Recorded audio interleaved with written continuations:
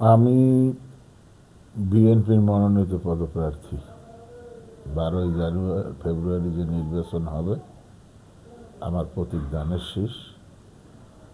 আমাদের এখানে 6 জন প্রার্থী যারা আছেন তারাও নির্বাচন করে।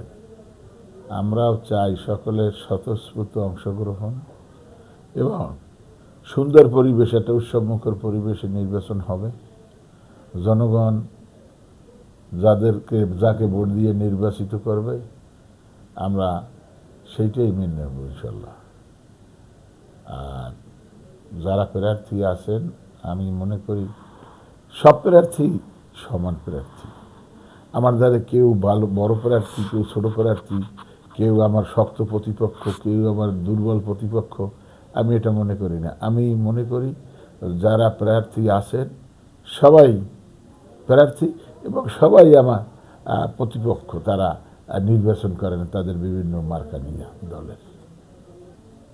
মঠবাড়িয়ায় বিশেষ করে মঠবাড়িয়া উপজেলা 11টি ইউনিয়ন এবং একটা পৌরসভা, এ নিয়ে মঠবাড়িয়া বা পিরোজপুর 3 আসন।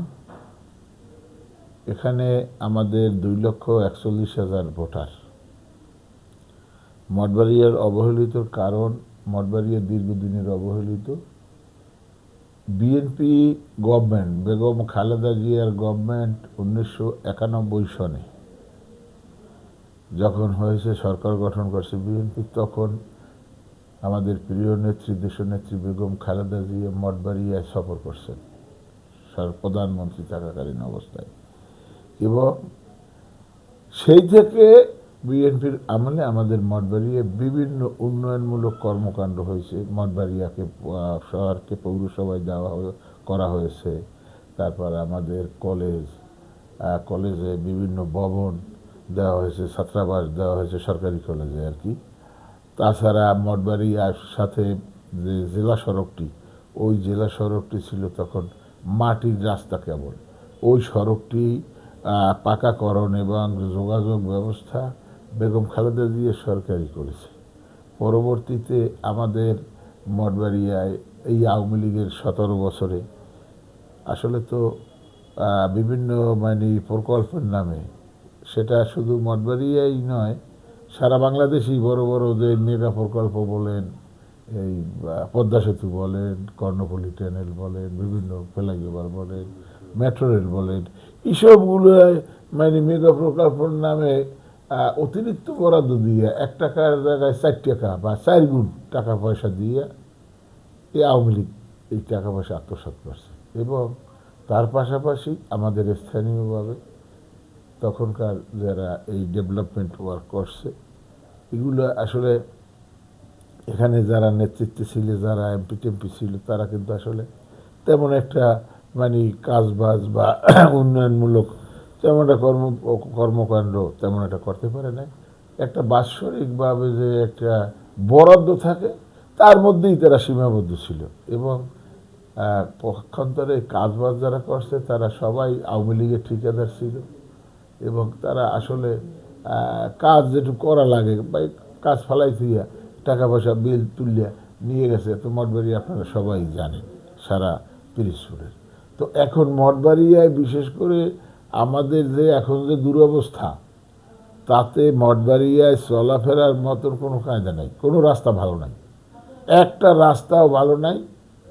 সমস্ত রাস্তায় শুধু ধুলা আর ধুলা, ভাঙ্গা চূড়া, গাড়ি চলতে পারে না, রিক্সা, মোটরসাইকেল, ইজি বাইক সবেরই কষ্ট হয়, অ্যাক্সিডেন্ট হয়।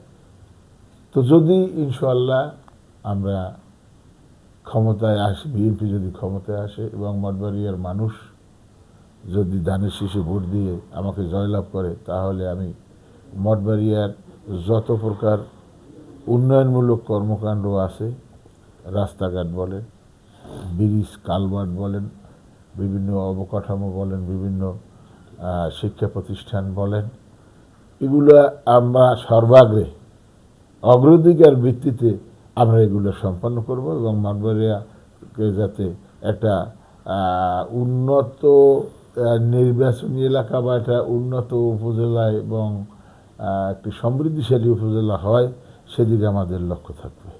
এবং শুধু তাই নয়, আমরা যেমনি ডেভেলপমেন্ট ওয়ার্ক বলেন, অন্যান্য শিক্ষাক্ষেত্রে আমাদের অগ্রাধিকার দেওয়া হবে। আজকে বাংলাদেশের লেখাপড়া নাই, বিগত দিনে সব পাস। আপনারা একটা জিনিস লক্ষ্য করবেন, এখন কিন্তু একটু দেওয়ায় পার্সেন্টেজ অর্ধেকে নেমে আসতে প্রায়। যার প্রেক্ষিতে আমাদেরকে শিক্ষার পরিবেশ তৈরি করতে হবে। শিক্ষার তো আসলে পরিবেশ নাই। কিশোর, যুবক এরা সব অধিকাংশই মাদকাসক্ত হয়ে গেছে।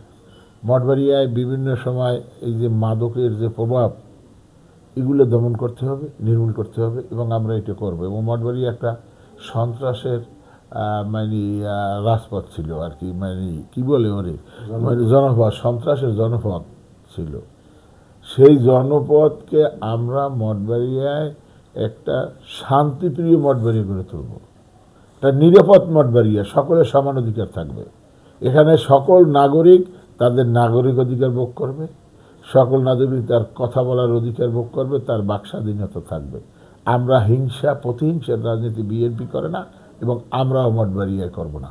আমরা মঠবাড়িয়ার সবই মঠবাড়িয়ার জনগণ, দলমত নির্বিশেষে, হিন্দু, বৌদ্ধ, খ্রিস্টান, ধর্মবর্ণ নির্বিশেষে সবাইকে নিয়ে একটি ঐক্যবদ্ধ নিরাপদ মঠবাড়ি গড়ব ইনশাল্লাহ।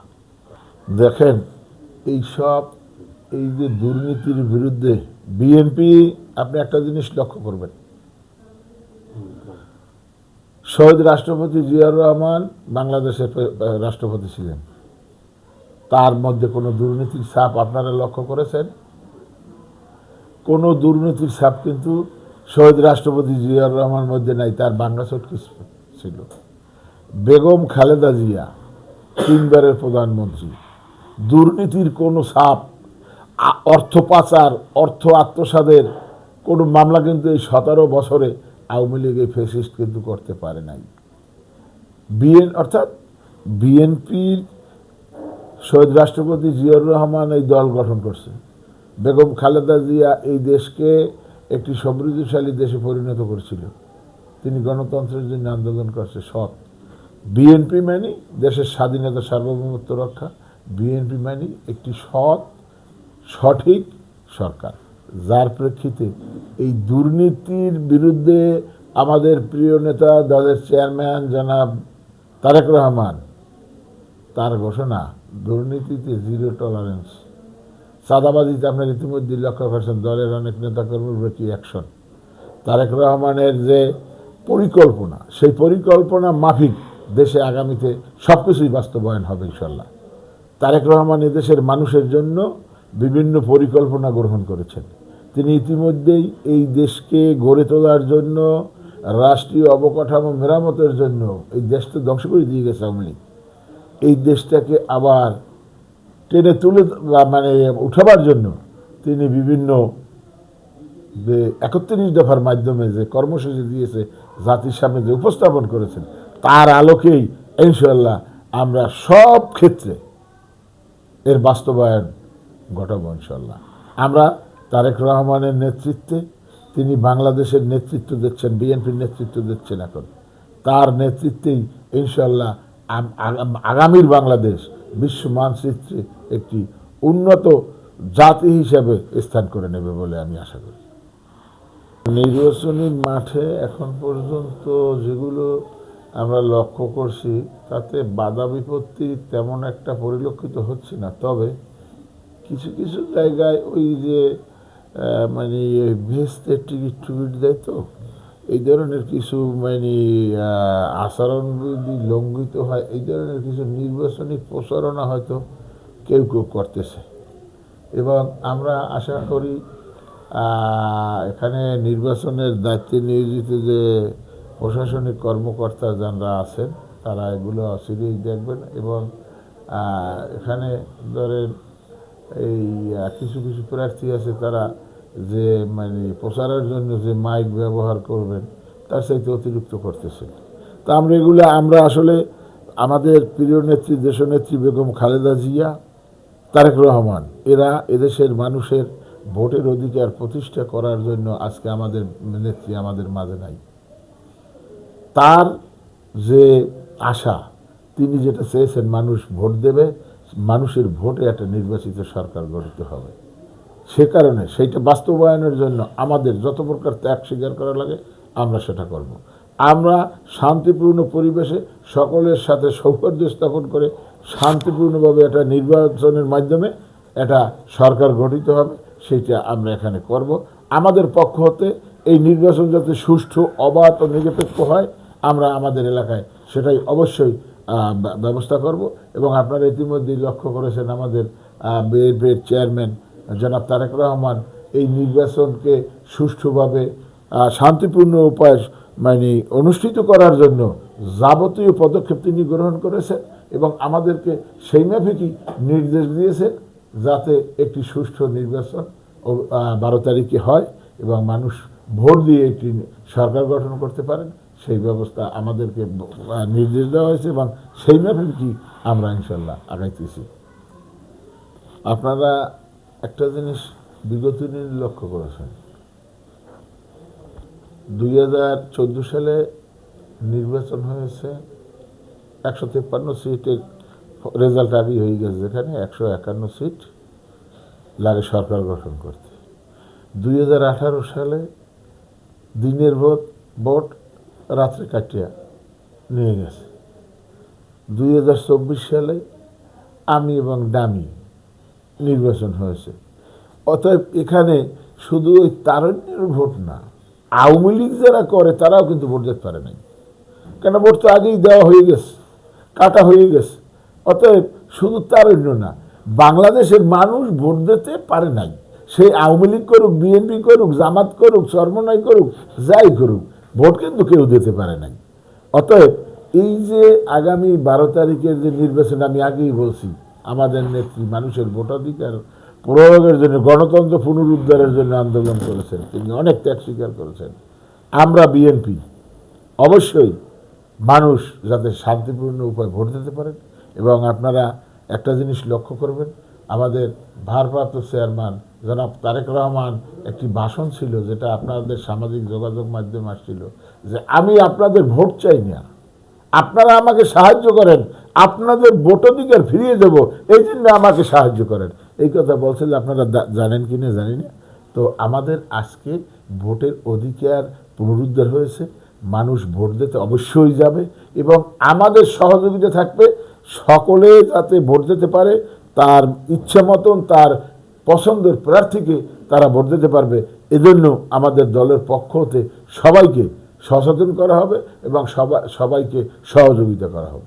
মঠবাড়িয়াবাসীর প্রতি আমার বার্তা, ইনশাল্লাহ আমি আশা করি আগামী 12ই ফেব্রুয়ারি এই জাতীয় সংসদ নির্বাচনে মঠবাড়িয়ার মানুষ, আমি বিগত দিনে মঠবাড়িয়ার আপামর জনসাধারণের বিভিন্ন সুখ দুঃখের অংশীদার ছিলাম, বিভিন্ন আন্দোলন সংগ্রামে তাদের সাথে জড়িত ছিলাম, তাদের দেখভাল আমি করার চেষ্টা করেছি। যদিও স্বৈরাচারী পতিত সরকারের আমলে করা এটা কঠিন থাকলেও মঠবাড়িয়ায় বিভিন্ন আমাদের দলীয় আন্দোলন সংগ্রামের সাথে আমরা জড়িত এবং মঠবাড়িয়ার মানুষ আমাদের আন্দোলন সংগ্রামের সাথে বেশিরভাগ মানুষ আমাদের সাথে ছিল, যার প্রেক্ষিতে আমি আশা করি আগামী এই 12 তারিখের নির্বাচনে মঠবাড়িয়ার মানুষ আমাকে ভোট দিয়ে, ধানের শীষ মার্কায় আমাকে ভোট দিয়ে জয়যুক্ত করবে ইনশাল্লাহ।